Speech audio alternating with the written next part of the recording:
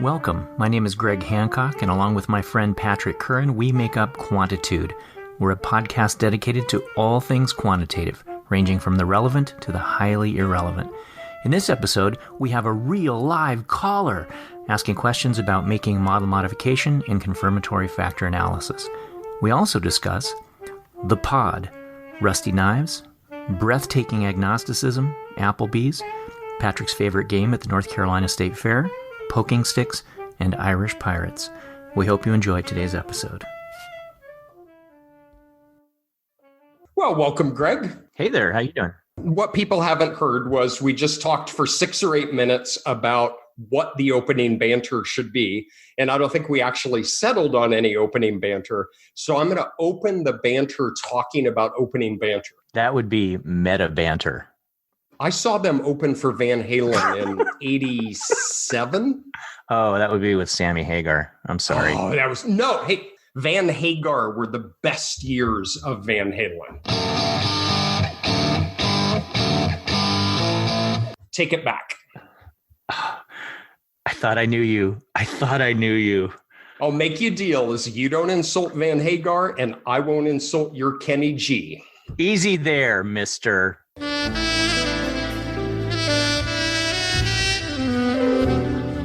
All right. Do you have anything written on your list of things that we could banter about besides bantering? Van Halen. Okay. Check. One of the things we could do today is take our very first caller. Ooh, I like it. Do we have the technological infrastructure to do that, Patrick? I will ask my 14-year-old daughter to explain how this works. But as a matter of fact, we do. And I think we could turn to that now and talk to our very first caller. Are you ready? I am ready. It looks like we've got our first call in for today. It is What? I know. Okay. I know. It's weird having a call in when we're actually on the computer, but as a child of the 1970s, it's still a rotary phone for me. Tessa from the University of Maryland. Welcome, Tessa. How are you? I'm doing really well. Thanks for having me on the pod. Ooh, the pod. I like that. Dang. Yeah, I'm bringing a little hipness to your podcast. You're welcome. You think there wasn't hipness before? Wow. All right. Way to lead with a dig, but go ahead. I like her already. Mm-hmm. What can we do to help you, Tessa? All right. So I have, I think, kind of a classic SEM problem. I have a 2-factor model, and I'm trying to run a CFA, and I get lots of mod indices. And I have some that are telling me to do cross-loadings and some that are telling me to put on residual covariances. And I'm not really sure how to tease that apart. And maybe if you were looking at this as a reviewer, would you prefer to see someone theorize there are 2 factors, but end up with a model that has kind of a spidery cross-loading situation, or a model that retains those 2 factors and has lots of residual covariances? Ooh, that's a good one. There are all sorts of interesting things going on here. So a couple of just orienting questions and just ballpark numbers, not exact. What's your sample size? Sample size is around 500. Okay. And just ballpark, what is your overall model chi-square with degrees of freedom? It's about 100 and degrees of freedom around 50. All right. How many items? We've got 15 items. Just a basic overview. In a multiple indicator confirmatory factor model, so you've got about 15 indicators. I assume they're about evenly divided over the 2 factors. And I also assume the factors are correlated with one another. Yes. This is called a restrictive factor analysis. So you're estimating loadings, you're linking the items to the latent variables. And although you're estimating some loadings that define your factor structure, you're fixing others to 0. Right? So you don't have cross loadings, you don't have correlated residuals. So there are a lot of potential parameters in the model that you're not allowing to be there, and those are reflected in the degrees of freedom, right? So, great. And why would someone do this type of analysis, Patrick? What is it used for? So in the term is confirmatory factor analysis, is we're testing some kind of a priori structure in the factor model. And so in exploratory factor analysis, We could have the same sample, same item, same number of factors, but all indicators load on all latent variables. And so you're not imposing any restrictions on the model. But in the confirmatory factor model, you're saying these set of items define this latent factor, and these set of items define that latent factor. And then you're testing that with the empirical data to say, to what extent does my hypothesized factor structure correspond to the characteristics of the sample data? Yeah. So Tessa, is this toward maybe the development of an instrument, or what's the overarching purpose for this particular analysis? So it is not for the development of an instrument per se. It's really just to look at two psychological constructs and see how they're related in different groups. So it's a multiple group analysis. Okay. All right. Good. And ostensibly the scale has its pieces of scales that already exist. So what we're doing is a little different, but based on things that should be validated. And one other question to add into Patrick's hopper of questions: what are the scales of the measured variables? Are they like 5-point Likert scales? Are they? No, they are sum scores. So okay. They're all around 0 to 30. Okay, cool. All right, sorry to interrupt, Patrick. Go ahead. So what we got is you estimate your initial model, and this is very common in doing confirmatory factor models like these, is when you impose these kinds of restrictions. So you have a particular indicator, and you're saying it only relates to one underlying latent variable, and it does not relate to another, or at least if it does, it's indirectly through the correlation among the latent factors. And so your overall chi-square test, and we can save for another podcast, how do you evaluate the fit of SEMs? Because people are still throwing things at each other in the literature as to how do you determine if a model fits well or not. But what you're saying is right now, you've probably got a lot of power. You have 500 subjects, and so you have a lot of power for your overall test, but it's still not fitting great. Right? And so just to remind people, a modification index, I always view these as like a rusty knife. You shouldn't pick it up. You shouldn't flip it and try to catch it by the handle, but you just can't help yourself because it's just so cool and it's so fun. And I get it. As rusty knives are. Well, exactly. And I get an annual tetanus shot and in evidence of that. But modification indices can be really powerful and useful, but they can also be a siren song that pull you onto the rocks of all sorts of problems in model testing, and especially with replicability. But very briefly, what a modification index is it's an estimate of how much your chi-square will go down if you were to add that parameter to the model. And so, let's just say, your overall chi-square is about 100. Let's just call it 100 and say you have a modification index of 20 for a cross-loading. What it literally means is if you estimate just that one cross-loading, your chi-square that you're going to get for your overall model is going to be about 80. It's going to drop 20 from 100 to 80. All right, so very cool, very powerful, very insightful, but at the same time, crazy dangerous because it is breathtakingly agnostic to theory.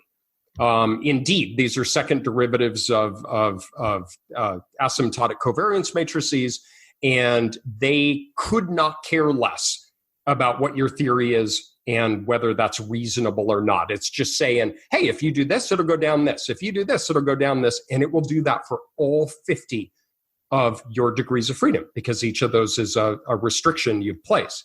So what you're saying is, you're getting several of these modification indices, but they're telling you to do different things. Is that right?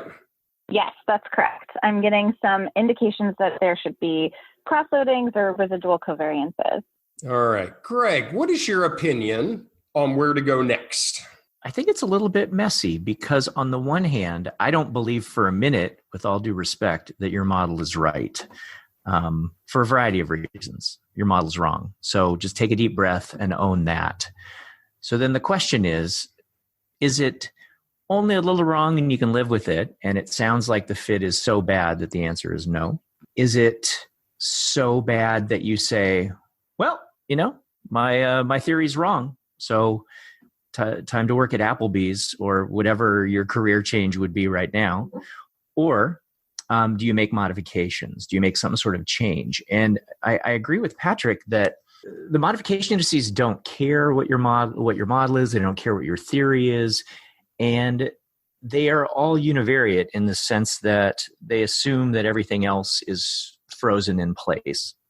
And none of those things are really likely to be reasonable. And what you notice whenever you do get pulled onto the rocks by the siren is that if you make, let's say, modification 1, and then you rerun the model and you go look at the modification indices, whoa, where'd the other modification indices go? They're gone or they're different. And then if you go back and you take out modification 1 and you put in modification 2, and you go back and you go, whoa, where did modification 1 go? It's not here anymore. And that should be troubling from the start, because if modification 1 was real, it should still be there, right? And so what you're doing is you are alleviating pressure in your model in different ways, and that doesn't mean that you're getting any closer to fit. So this concerns me a lot. That doesn't mean I'm going to throw it all out, but it concerns me. Patrick, did you want to poke it? Wake up, Patrick. Oh, I'm sorry. Applebees? Okay. Okay. It's almost time for the salad bar. So in your case, Tessa, you have, how many modifications are really are taunting you right now? How many are back? There are about 4 that are over 15. All right. Those are pretty big. Looks like a lot. Yeah. Let me briefly, and we can dedicate an entire future episode to this topic, and I will do my best to try to keep this as short as possible here. It is kind of a high-level statistical concept, and it deals with asymptotic distributions and regularity conditions. And so hang with me if you can. It's called Whac-a-Mole. And go to the North Carolina State Fair, you go to the Midway and you play the Whac-a-Mole game, and you stand in front of the board, and there are 9 holes, and the big buzzer goes off, and you have a giant furry hammer, and a mole pops its head up, and you got to hit it down before it pulls its head down and pops up somewhere else. And really, it's the only state of true sublimeness I have ever experienced is when you're in the Whac-a-Mole zone. I have been on the Midway of the North Carolina State Fair, and I know which hole the mole is going to come out of before he comes out. It's been the most glorious moment in my entire life. Modification indices are Whac-a-Moles. And it goes back to Greg's point. You estimate one, you add a parameter, and you go back and all the others have gone away. Well, you've let the mole out. Right? And so what you don't know is, do you have one mole that's trying to get out in 4 different places, or do you legitimately have 4 moles that each want to come out of their own accord? I think where potentially I would go next, I really respect modification indices, but I try to use them very carefully. I want to use them to, as a first step, understand where is the misspecification likely to be, all right? Because that's what it implies, right? Is you have a misspecification somewhere in your model. You've imposed a restriction that the data is calling BS on. And it's saying, I'm going to give you these other restrictions, and that's cool, but these 4 I don't like, and I'm going to call you on it. What I would be tempted to do is a first step is estimate each of the 4 individually and fix it back. So do 1 and then replace it, and 2 and replace it. And just see, do you have 1 mole, 2 mole, 4 moles? And then when you've oriented to that, then do what we all need to do. And I got to tell you, we need to do it a lot more than we do, which is look at theory, right? Because that's the only get out of Jay. I know. Oh, Greg woke back up again. Sorry. Tessa, we need to talk a little more quiet. The derivatives need to be mapped on when you look at this parameter, does it make sense for your model, right? Because SEM is a really wild game we play. Because we want to fit a model that fits well, right? That we can write a discussion section about.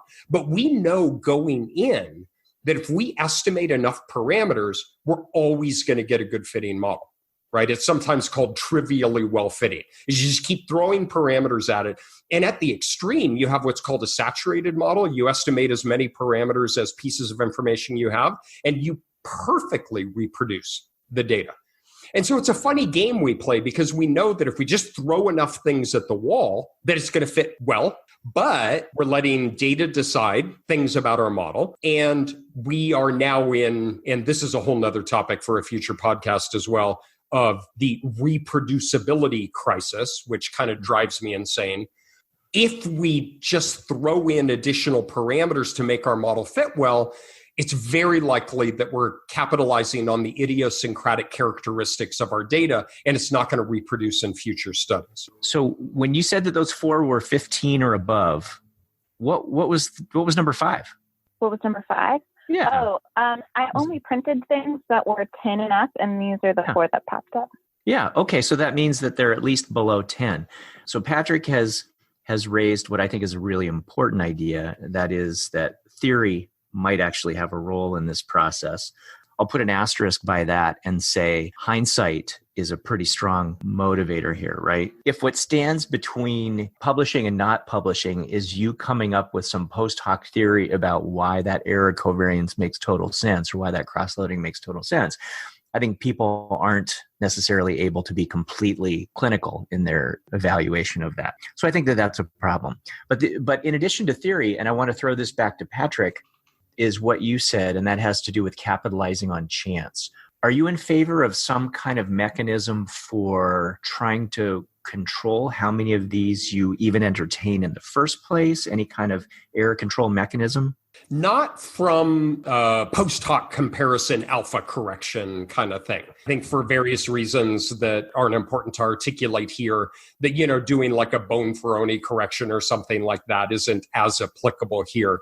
In my own work, what I do is it's kind of like, back in the day when you do an EFA and you're looking at eigenvalues as to how many factors to extract. It's not just the size of the eigenvalue, but it's the size of what is the next one and what is the next one. And so I try to look at modification indices in context. First, Tessa, my recommendation is look at all your MIs. A lot of computer programs by default will only give you 10 and above. That's fine.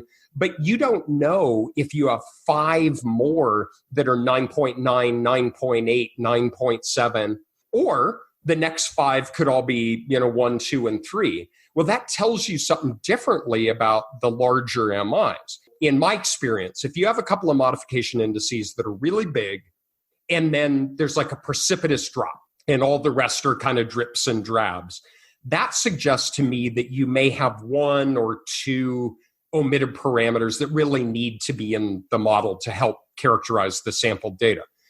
But if you have a whole bunch that are 15 and 13 and 12 and 10 and 8 and 7 and 6 and 5, that conveys more, your model just doesn't fit very well. And all the moles are organizing underground and they're all knocking on the door trying to get out because kind of nothing fits well.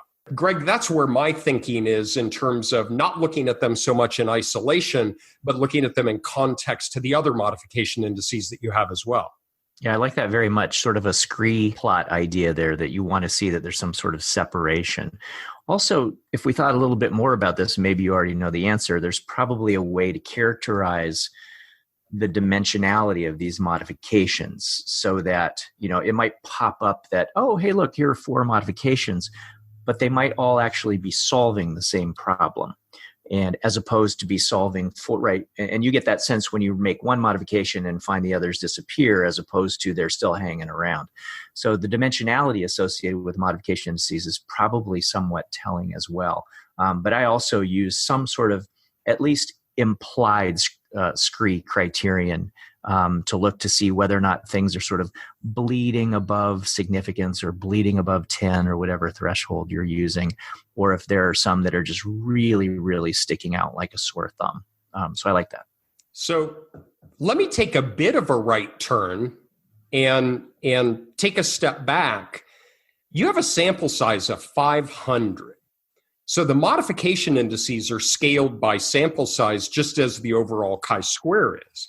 I got to tell you, 50 degrees of freedom and a chi-square of 100 with a sample size of 500, to me, that's not horrible fit.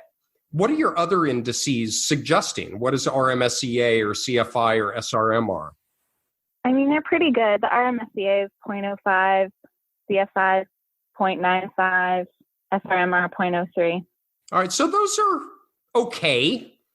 I wouldn't brag about them at a bar. I mean, those are okay. Because this is another issue, right? If you held everything constant and had a sample size of 300, those modification indices and chi-square are all going to drop because they're all, driven by sample size. You also have to balance your sample size with these. This is a very much like what I think about is poke it with a stick. I have twin daughters, and when they were younger, we loved going on walks in the woods. I live down in North Carolina, and it's lots of fun to go out and about. And at the start of each walk, each of us would pick up what we call a poke and stick. And it's just a stick that you carry so that whatever wildlife you find, you can poke it and see what it does. We do this every time. And I have to admit, as various of us have been bitten and chased and things like that, but you wouldn't have known that without the poke and stick. And there's a poke and stick for statistical models, which is free a couple of the modification indices that are most consistent with theory and that you think are most reasonable, and look at the rest of your model. Would you write the same discussion section? Would you draw the same overall conclusions? And if you can poke it and it doesn't bite you, then who cares? Add the parameter, don't add the parameter. It fits a little better, it doesn't matter. But if you add a cross-loading and you would draw a different conclusion about the dimensionality of these two factors across groups, then you need to give it much more careful thought. I like that a lot. The whole poke and stick I'm still trying to wrestle with. And I just imagine some old guy on the trail sitting down taking a rest. Your daughters are up there going, "What is it? What is it?" Or if your mom's asleep on the couch and they go up and start, leave grandma alone. I know. Your mom's morphed into a pirate. An Irish pirate, though. An Irish pirate, yeah. Latent in the things that you're saying, or maybe not even so latent, is the idea of a sensitivity analysis here. And that is, what do you care about in this model? Do you care about the degrees to which the factors are separable, unrelated, discriminate? What is the thing that you really care about? And looking at how that changes if you make the modification. Yeah, we know the fit's going to get better. But are the things that you really care about sensitive to these modifications around the model? And if they are sensitive to those changes, I think you probably have bigger issues. What's your final recommendation? What are you going to tell Tessa to do now? I would first peel off the default of 10 and look at all of them. All computer programs do about the same thing. And so whatever you're using, it doesn't matter whatever you're using, strip it off and look at all of them. And then see, are these the four biggest and then all the rest are drips and drabs? Or is it more of a steady decline?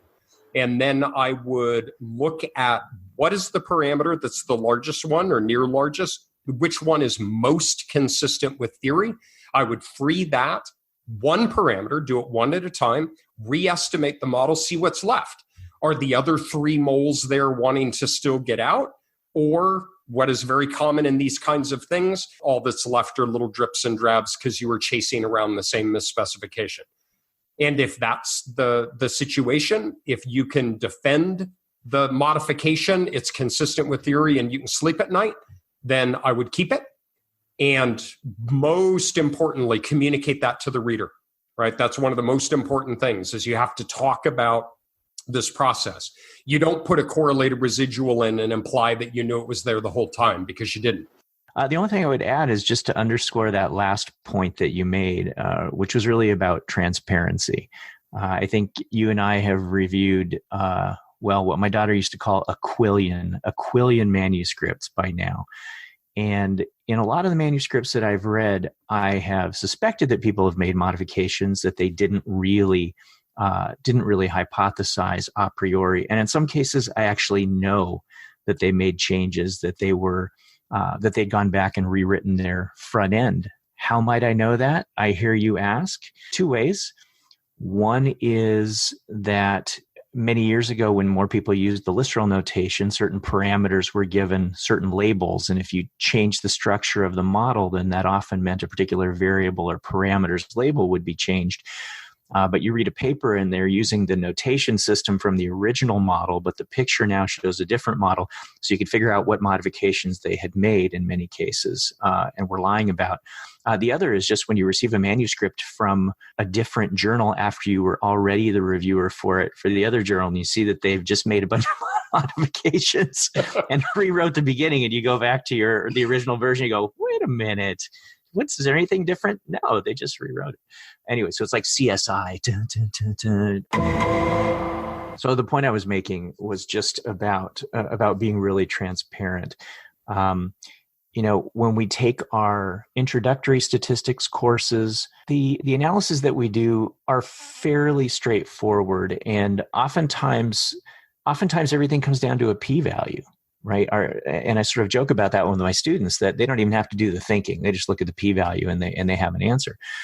But as you get to increasingly complex models, your life doesn't really hinge on necessarily one p-value. It's more about understanding a whole system. And when you have to understand how a whole system functions, that means that there's a lot more places where your judgment as a researcher enters in, where you have to make decisions. And these are decisions that reasonable people might disagree on. And for that reason, it's critical that you document all of the decisions that you make throughout. And the analogy I like to use is going back to when you were first taking science in, whether it's elementary school or middle school, and you learn to keep a lab notebook. And the idea of lab notebook is that you write down everything that you do, all the decisions that are made along the way. I have an undergraduate degree in chemistry, so I was very wedded to the idea of a lab notebook, that you encounter things you didn't necessarily expect.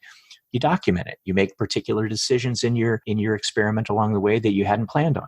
You document. And at the end of the day, that lab notebook is what is open for public consumption, where people can say, yeah, those are reasonable choices, or I don't think those are reasonable choices. So I'm all for transparency when it comes to talking about error covariances that you might have added. Tell me what you were thinking. Cross-loadings that you added, tell me what you were thinking. I don't require you to be omniscient when you go into a study. I just require you to be honest as a scientist. So that's the wrap-up point that I will underscore that you had about transparency. And just as a final wrap-up to your wrap-up, is this may be the one and only time I ever say this, but I completely agree and I have nothing to add. Wow. Noted. So Tessa, thank you so much. I hope this has been of some use. Do you have any last questions or comments? No, I think that wraps it up. That was very thorough. I really appreciate it. Thank you. Thank you for calling in. Thanks, Tessa. All right, Greg, I think we are about out of time, so we should wrap up here. I have nothing else. As always, we appreciate you listening in. Greg, any parting words? Yeah, be sure to check us out on iTunes, Spotify, or whatever platform you use, and leave us a review. And be sure to tell your friends. Oh, also be sure to check us out on Twitter, where our handle is @QuantitudePod. You can also visit our website, quantitudethepodcast.org, to check out past episodes and other cool stuff. Thank you, Greg. And thanks to everyone for listening. We look forward to talking to you again next time.